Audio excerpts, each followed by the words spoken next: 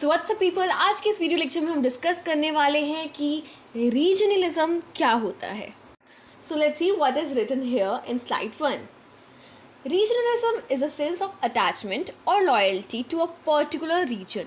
हमारी एक अटैचमेंट और लॉयल्टी एक रीजन को लेकर. फॉर एग्जाम्पल, जैसे कि Punjab is famous for Punjabis, Bengal is famous for Bengalis and Mumbai is famous for the Marathis people.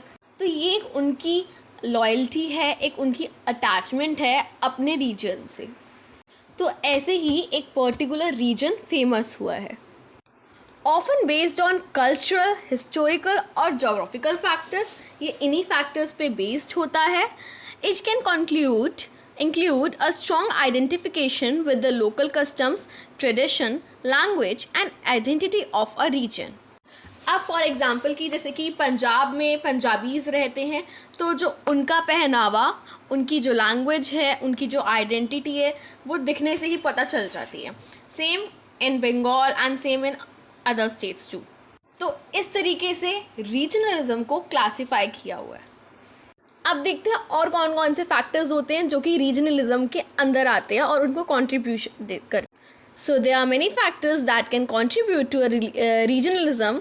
These include geography, history, language, economy, politics and more. तो geography मतलब जो भी सराउंडिंग, जो भी नेचर है. पंजाब में खेत्स दिखेंगे, केरला में बीचेस एंड ऑल दिखेंगे, वहाँ का एटमॉस्फेयर, वहाँ का वेदर, सब कुछ हर स्टेट का डिफरेंट होता है. वहाँ के लैंग्वेजेस, वहाँ के पॉलिटिशियंस भी, वहाँ का इकोनॉमिक भी, सब कुछ. For example, a region's unique geography such as mountain or a coastline can shape its cultural identity and a sense of attachment. जैसे कि पहाड़ी पीपल जो होते हैं उनको माउंटेन से अटैचमेंट है, इसलिए उनका वो रीजन अलग बना होता है. This is what regionalism is. Now, history events such as wars or colonization can also shape a region's identity and contribute to a sense of solidarity among its people.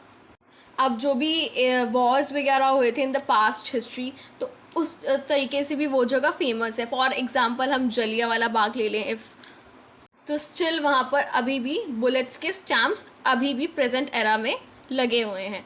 तो वो इस तरीके से फेमस है. तो एक हर रीजन कुछ इन factors को इंक्लूड करके फेमस हो जाता है. कहीं पर पॉलिटिक्स की वजह से, तो कहीं पर इकोनॉमिक्स की वजह से, कहीं के वेदर की वजह से, तो कहीं के वॉर्स एंड कॉलोनाइजेशन की वजह से. एग्जाम्पल सीखते हैं. Religionism can manifest itself in many ways. For example, in some parts of the world there are political movements that see greater economy, autonomy और even independence for the regions. Whereas in other regions, regionalism can express through literature, art, music, cuisine, architecture and sports. अब वो बता रहे हैं कि कैसे कैसे कहाँ पर कैसे जो रीजन है वो फेमस है. कहीं पे लिटरेचर की तरफ से पॉपुलर है, कहीं का आर्ट बहुत ज़्यादा अच्छा है इसीलिए, कहीं की क्यूजीन की वजह से कोई रीजन फेमस है, एंड कहीं के आर्किटेक्चर एंड कहीं के स्पोर्ट्स की वजह से. तो एक हर रीजन की एक अपनी अपनी स्पेशलिटी है. अब यहाँ एग्जाम्पल दिया हुआ है, flamenco dance and the music of Andalusia in Spain. जैसे कि स्पेन में ये डांस और ये फलाना म्यूज़िक फेमस है. Gumbo cuisine of Louisiana in United States. जैसे कि यूनाइटेड स्टेट्स में ये फेमस है. ये एग्जांपल्स हैं रीजन के. अब for example, Rajasthan is famous for milk cake and all. Kerala is famous for sea food, fish, rice. तो ऐसे ही कहीं फूड की वजह से कुछ रीजन ऊपर हैं, कहीं किसी रीज़न से.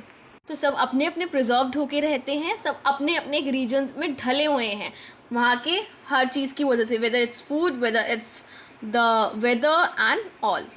अब इसके एस्पेक्ट्स देखते हैं क्या है इसके positive and negative aspects. While regionalism can have positive effects such as promoting diversity and mutual respect. चलो, ये डाइवर्सिटी तो प्रमोट कर ही रहा है और अपने एक रीजन को लेके रिस्पेक्ट भी लोगों के अंदर रख रहा है. But it can also create conflicts and tension between regions. अब देखते हैं conflicts and tensions कैसे create कर रहा है, क्या है इसका negative aspect भी. Regionalism can sometimes led to separatist movements which can cause political instability and even violence. इससे जो पॉलिटिक्स है वो सारा बिगड़ जाता है और वायलेंस हो जाता है, क्योंकि जो लोग हैं वो अपने अपने रीजन को बढ़ाने के चक्कर में औरों के रीजन्स ख़राब करना चाहते हैं. फॉर एग्ज़ाम्पल यहाँ पंजाबीज एक हो गए एंड वो मिलकर मणिपुरीज पर अटैक कर रहे हैं. मतलब as a example, no offending, तो कोई भी एक रीजन इकट्ठा होकर दूसरे को रीजन पर अटैक कर जाता है. तो ये इसका एक बहुत बड़ा नेगेटिव एस्पेक्ट है. Cause unity is okay but they are using unity in wrong sense. It's important to recognize that while regional identity is an important part of cultural diversity, it is also important to find ways to celebrate it and appreciate other culture. हमें और भी लोगों के culture जो हैं उसको celebrate करना चाहिए, उसको अप्रिशिएट करना चाहिए rather than creating violence. Okay, next. अब यहाँ दी हुई है एक केस स्टडी.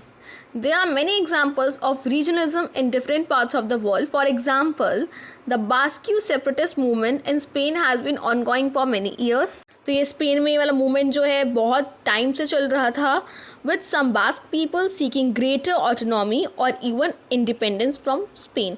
क्योंकि जो बास्क पीपल हैं उनको क्या चाहिए था, इंडिपेंडेंस चाहिए था, आज़ादी चाहिए थी स्पेन से. Similarly, in Canada, the province of Quebec has a strong sense of regional identity. Canada में जो क्यूबेक है उसका जो है बहुत ही ज़्यादा उस रीजन की एक आइडेंटिटी बनी हुई है, क्योंकि उसके लैंग्वेज की वजह से. क्यूबेक क्योंकि एक अलग प्रोविंस है होल कनाडा से. कैसे अलग है? क्योंकि वहाँ की लैंग्वेज की वजह से एंड वहाँ के स्पेशली फूड की वजह से. And have been separatist movement in past seeking independence. और पास्ट में यहाँ पर एक सेपरेटिस्ट मूवमेंट भी हुआ था जो कि बहुत ही लॉन्ग चला था, क्योंकि उनको कनाडा से, क्यूबेक को कनाडा से क्या चाहिए था, इंडिपेंडेंस चाहिए था. तो क्यूबेक कनाडा से बिल्कुल ही अलग हो जाना चाहता था, एक अपनी कंट्री बनाना चाहता था. Conclusion. In conclusion, regionalism is a complex and multifaceted concept that can shape cultural identities and create a sense of attachment to a particular region. While it can have both positive and negative effects, जैसा कि हमने पढ़े, दो aspects जो होते हैं, it is important to appreciate the diversity of region culture.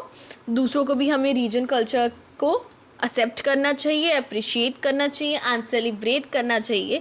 तभी ये रीजनलिज्म जो है बहुत ही अच्छे से आगे बढ़ेगा और इसके पॉजिटिव एस्पेक्ट्स और निखर के आएंगे और नेगेटिव एस्पेक्ट्स बहुत ही कम हो जाएंगे, जिससे कि हर रीजन में एक यूनिटी हो जाए और हर रीजन एक दूसरे को समझने लगे, एक अच्छी अंडरस्टैंडिंग ग्रोथ हो जाए.